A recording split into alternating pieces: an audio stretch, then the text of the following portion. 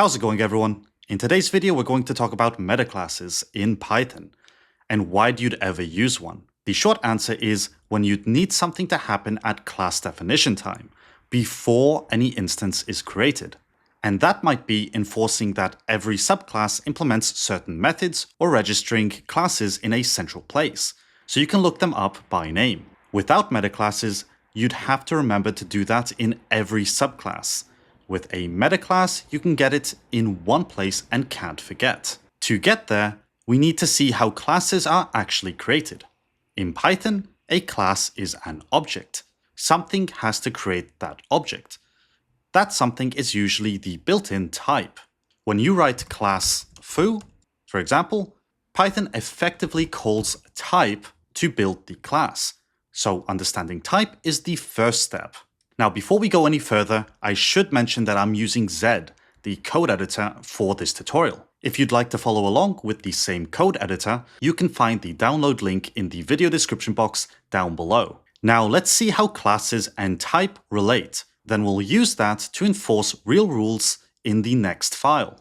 So here I'm going to create a metaclass called ordinary class. We're just going to pass inside here. Then we're going to print the type of ordinary class. And we're going to remove this from the class itself. What you should know here is that every class has a type, and the type of the class is its metaclass.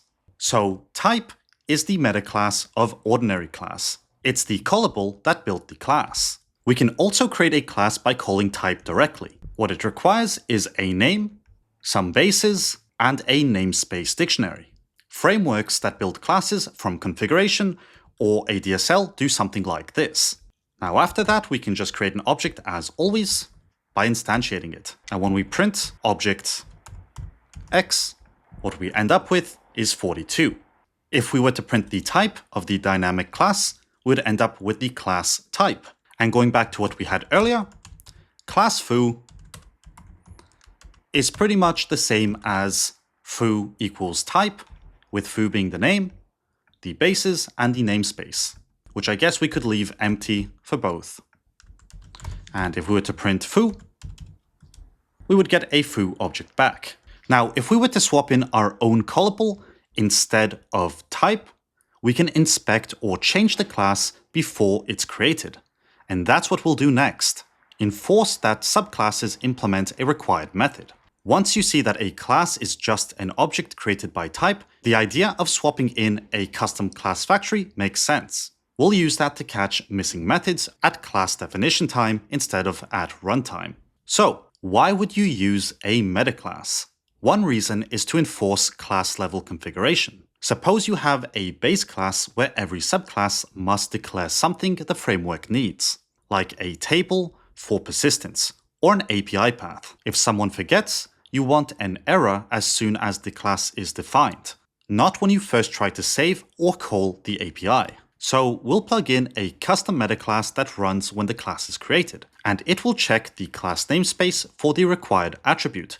If it's missing, it's going to raise an error. We're not going to have any inheritance edge cases. Either the class defines it or it doesn't. Now let's implement a minimal model base where every subclass must set a table name. So to start off, we're going to create a class which inherits from type. Then we're going to use the new dunder method, which starts with the metaclass. Then it takes a name, the bases, and the namespace. If bases and table name are not in the namespace, we're going to raise a type error saying that the class name must define table and provide an example. Then at the bottom, we want to return a new class. Below that, we're going to create a class called model, and it's going to take a metaclass, which is the required table name meta. Then below that, we'll create a class called user, which takes a model or inherits from model, and a class called post, which also inherits from model. Then down below, I'm going to create my main entry point. And inside here, I'm going to print the user table name and the post table name and run it in Rust because I messed up. And now when we run this, what we should get as an output are users and posts. So subclasses that set a table name will work. The framework could use it for queries, migrations, and so on. If for whatever reason we define a model, such as a comment, without the table name, we're going to get a type error at class definition time. So now when we run this, we're going to get a type error that class comment must define a table name. And this happened before we even used the class. So what's important to note here is that the meta class runs once when the class is defined. And that's the right place for the every subclass must declare this configuration rules. Next, we'll use the same hook for a different purpose, auto-registering classes so we can look them up by name. You have a set of commands or handlers and you want to define each one as a class. Instead of manually adding every class to a registry, the meta class can do it for you. Then you can look up a command by name and run it. That's how many CLI or plugin systems work. Define a class and it's automatically part of the system. Next, we're going to build a small command dispatcher. Every subclass of command is registered under a name. For example, the class name lowercased.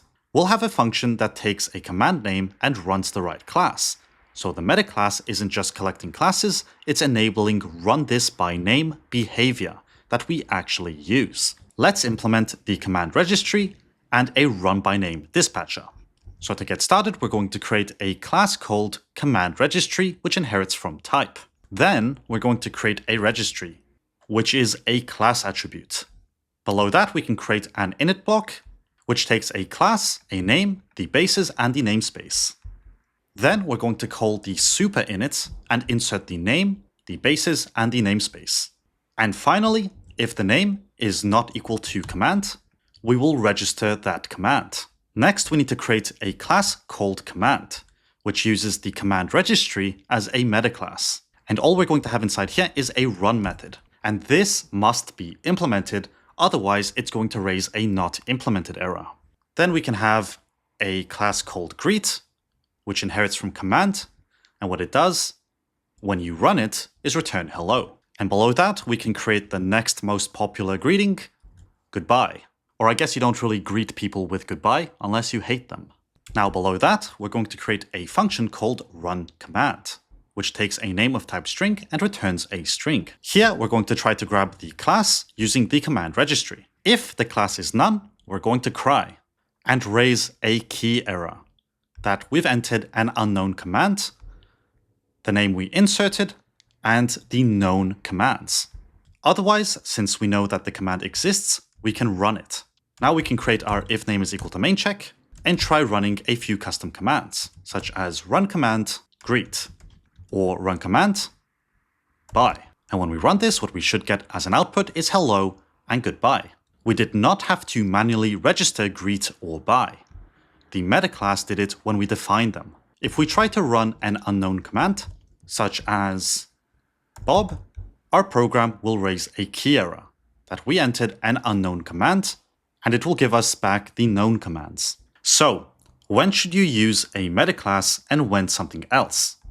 Use a meta class when you need to run code or change the class at definition time, and you want that in one place. For a simple run something when a subclass is defined, init subclass on the base class often does the job without a meta class.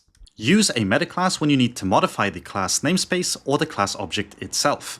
But my recommendation is to reach for the simplest tool. Try init subclass first, then a meta class if you need more control. Anyway, that just about covers everything I wanted to talk about in today's video. So as always, thanks for watching and I'll see you in the next video.